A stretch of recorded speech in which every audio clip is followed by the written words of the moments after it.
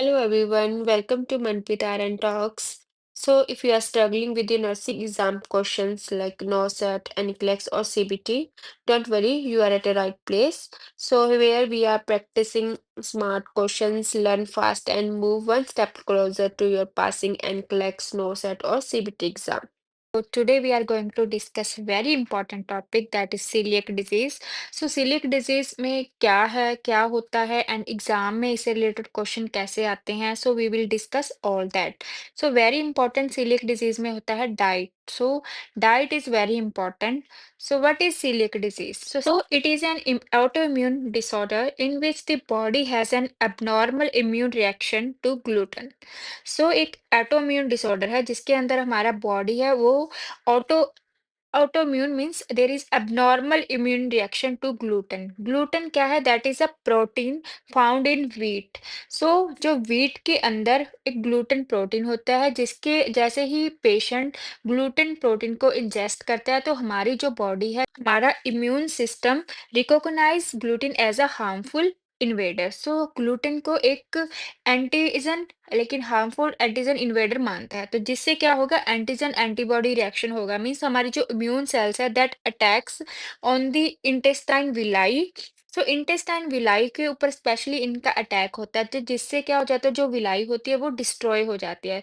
So basically villi का काम क्या होता है? सो विलाई बहुत ही फिंगर लाइक प्रोजेक्शंस होती हैं जिनका काम होता है हमारे हम जो भी खाना खाते हैं तो हमारी स्मॉल इंटेस्टाइन्स के अंदर यू ऑल नो कि हमारे जो न्यूट्रिएंट्स हैं उनका एब्जॉर्प्शंस होता है तो ये विलाई क्या कर देती है जिससे अगर ये डैमेज हो जाएगी तो there is no absorption of the nutrients so it can lead to malabsorption of the nutrients. And इस विलाई का जब हम सैंपल लेते हैं थ्रू बायोप्सी तो हमें ये कैसे दिखती हैं? तो villi that become very inflamed and flatten means इनका जो सुपरफिशियल जो सरफेस है वो बहुत ही ज्यादा फ्लैट हो जाता है because due to villous atrophy. Chronic inflammation होने से जो विलाई है वो एट्रोफी हो जाती है जिसकी वजह से वो उनका जो सरफेस है वो हमें फ्लैट दिखता है तो फ्लैट होने से क्या होगा वो अब जो न्यूट्रिएंट्स है उनको प्रॉपरली एब्जॉर्ब नहीं कर पाएगी और पेशेंट क्या हो जाएगा माल नरिश्ड हो जाएगा. So now we would discuss the cause. So cause क्या होता है? सो कॉज जो सिलिक डिजीज है it tends to be genetic. So mostly जो फैमिली हिस्ट्री होती है इससे आगे फर्दर होने के चांसेस होते हैं तो मोस्टली इसमें अडल्ट और children they are most affected. And very important there is no cure for celiac disease so there is only prevention. So आप प्रिवेंशन ही कर सकते हो cure permanent cure celiac disease का नहीं है. So what is the cure?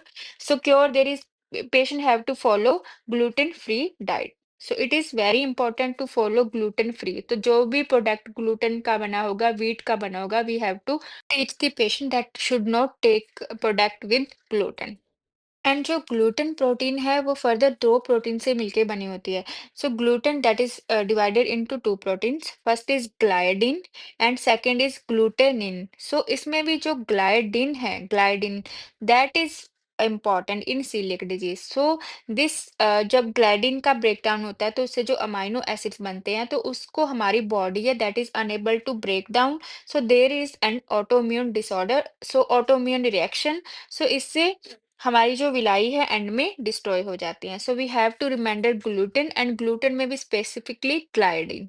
And one important thing, celiac disease is different from wheat allergy and gluten sensitivity. So it is a celiac disease, it is autoimmune disorder. So there is different from the wheat allergy and gluten sensitivity. Then next है sign and symptoms. So you can remember a mnemonics malnourished. So malnourished mnemonics से आप इसके sign and symptoms याद रख सकते हो. Then M. So M stand for mouth ulcer. A stand for anemia. L stand for lactose intolerance. N stand for nausea and vomiting. O stand for osteochanges. Patient may have thinning of the bones and very there it can let bone becomes very fragile and the patient को fracture होने के chances भी बहुत हो जाते हैं. Then U stand for unexplained weight loss, unexplained slow growth, unexplained puberty. So इनकी वजह से क्योंकि सिलिक डिजीज में एक नहीं है मल्टीपल ऑर्गन्स अफेक्ट होते हैं तो जिसकी वजह से पेशेंट में मल्टीपल ऑर्गन अफेक्ट होने की वजह से डिफरेंट डिफरेंट सिम्टम्स आते हैं. सो इनमें पुबर्टी भी बहुत लेट होती है. Then R stand for rashes. तो patient have dermatitis herpetoformis. So इनमें क्या होता है? That is a very itchy blistering rash that caused by gluten sensitivity. So patient will have rashes, dermatitis herpetoformis. So next है uh, rashes. Then next है I. I stand for irregular periods. Patient become very irritable. And S stand for stool. Greasy patient may have steatorrhea and very odorous stool. And then H stand for hair loss and E stand for enamel changes. So patient may have yellowish or brown spot on their teeth and teeth become very deformed. And D stand for diarrhea. So all these are sign and symptoms of celiac disease. So you can see all the symptoms, all the systems they are affected with the celiac disease. Next अब patient को sign and symptoms हमें पता चल गए अब हमें है diagnose कैसे करने हैं so how to diagnose celiac disease so first we will obtain diagnostic test में हमारा होगा सबसे पहले हमारे ब्लड टेस्ट तो ब्लड टेस्ट में we will do serological blood test इसमें हम मोस्टली क्या देखेंगे अभी है जैसे हमें पता है कि दैट इज ऑटोइम्यून डिसऑर्डर तो इसमें क्या होगा हमारे एंटीजन एंटीबॉडी रिएक्शन से एंटीबॉडी हमारे ब्लड के अंदर बने होंगे so with which are the antibodies you have to know. So first is the IgA serum. So that will be elevated. Next है हमारी anti TTG so full form है tissue transglutaminase antibody so and this will be elevated so next है हमारी endomysil antibody. So three antibody we will see in the blood test. So next we will small intestine biopsy so it is a gold standard procedure so हम जिसकी वजह से जिससे हम definitely हम इसको डायग्नोज कर सकते हैं सिलिक डिजीज को it is done by upper endoscopy so finding में हमें क्या मिलेगा तो देर इज विलियस अट्रोफी होगी हमें विलियस का जो सरफेस है वो फ्लैट दिखेगा एंड देर बी हाइपरप्लेजिया होएगा and cells become very inflamed and apart from that हम पेशेंट का स्टूल टेस्ट भी कर सकते हैं जिसमें हमें पता चलेगा there is the fat malabsorption so patient में have steatorrhoea so next is the complication so complication क्या होंगे जैसे मैंने शुरू में बताया कि सीलियक डिजीज है वो मल्टीपल ऑर्गन्स को डिफेक्ट करती हैं तो इससे क्या होगा patient become very malnourishment so malnourishment is the priority complication so patient में have severe malnutrition osteoporosis होगा इनफर्टिलिटी होएगी ठीक है स्किन पे डर्मेटाइटिस हो जाएगा ठीक है एंड इंटेस्टाइन लिम्फोमा होने के बहुत ज़्यादा चांसेस हो सकते हैं एंड वेरी इंपॉर्टेंट पेशेंट में आयरन डेफिशिएंसी एनीमिया हो जाएगा intestine lymphoma as we have discussed and very important बार बार अगर पेशेंट ग्लूटेन डाइट ही खाता रहेगा तो क्या होएगा there is more antigen antibody reaction होने से जो विलाई है वो परमानेंटली क्या हो जाएंगी so permanently villi become destroyed so become very inflamed and become so there is no chance of healing because हम जब ग्लूटेन फ्री डाइट देते हैं तो क्या हो जाता है उस टाइम में जो विलाई है वो हील हो जाती है तो बट अगर कंटिन्यूअसली पेशेंट ग्लूटेन वाली डाइट लेता रहेगा तो उससे धीरे villi they can never heal back and it can lead to refractory celiac disease so इसमें हमें पेशेंट को आईवी न्यूट्रिएंट्स देने पड़ते हैं because patient is unable to the villi that is unable to absorb the nutrients. So we have to give IV nutrients.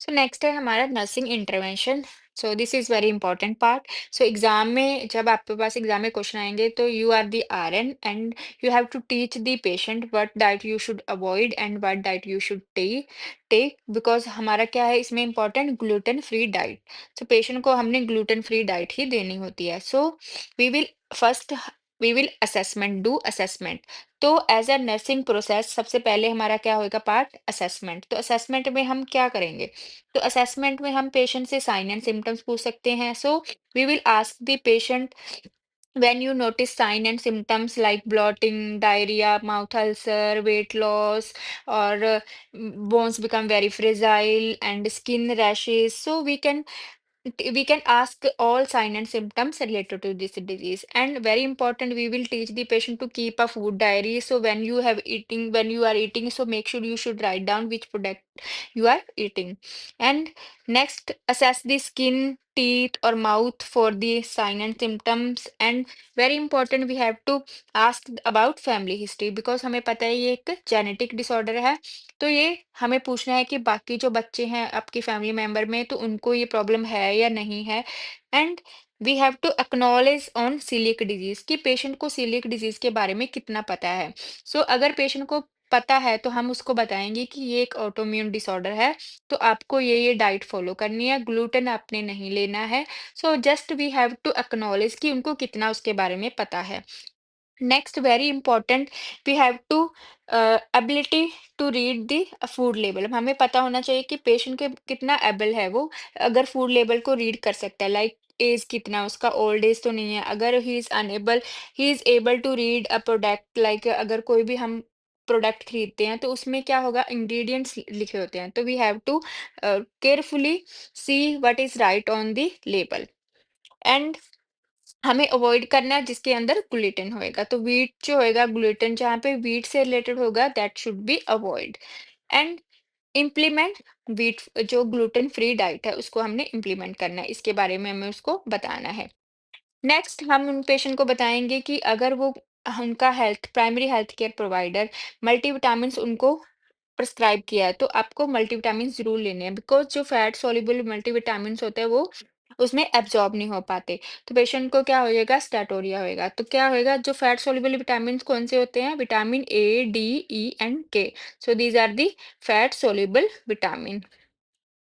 So next, it is the important, you should write down the food without gluten and food with gluten. So you can write down the food without gluten. So without gluten कौन कौन से food होते हैं, means वो जो patient है उसके लिए safe है, the patient can eat these fruits. So plain meats जिसके अंदर fish, poultry, beef, grains like rice, corn, soy, millet, topika, chia, and एक term होता है butch wheat. So it is gluten free. And veggies ले सकता है patient, fruits खा सकता है, nuts, beans, legumes and dairy products, but without malt. Next is the food with gluten. So you have to teach the client like this food, this gluten food you have to avoid in this disease. So anything with wheat, जो भी कुछ wheat से बना होगा, that should be avoided. And आप इसके साथ साथ लिख लो barley, malt, beer, rye, pasta noodles, and other है seasonings, soups, जो canned soup होते हैं, that should be avoid, and bread and food, and जो bread like foods such as cookies, bread, dough, cereals, oats, croutons, crackers, that should be avoid.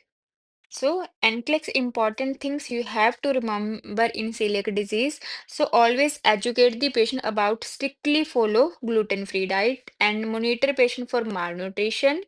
And very important, assess patient weight and growth in each follow-up. तो patient को क्या होगा, weight loss हो रहा है. So, we have to assess the patient, monitor patient about weight loss. And very important, मैंने आपको बताया कि इसमें multivitamin deficiency हो जाती है, तो we have to monitor for iron deficiency, anemia and other vitamins like vitamin B12, folate, because हमारी जो small intestine है वो विटामिन B12 हमारा फोलोट है उसको भी एब्जॉर्ब करती है। सो और इसके साथ साथ जैसे calcium, vitamin D and fat soluble vitamins like vitamin A, D, E, K. So this all about celiac disease and very important, अगर पेशेंट को हमें बहुत ज्यादा मालनरिश हो लगता है तो we can refer to dietitian. And I hope you learn about this disease. And now we will do some practice question, and make sure you should solve all the question about celiac disease and write down your answer in a comment section. So I will upload the answer. Thank you for watching this video.